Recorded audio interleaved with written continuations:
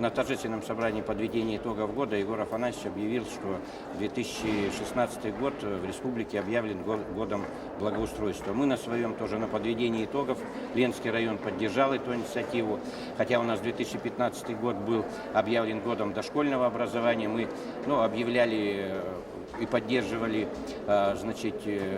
то, что объявлялось республикой, но у себя все равно мы объявляли свой год тоже.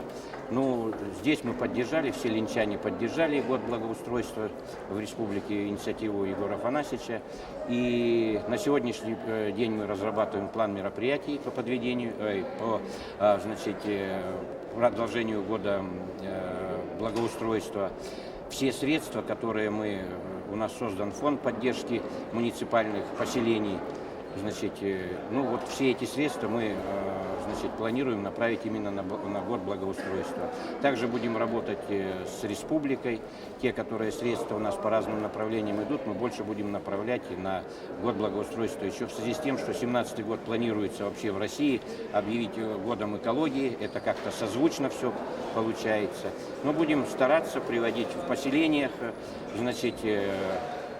усовершенствовать всю дорожную сеть,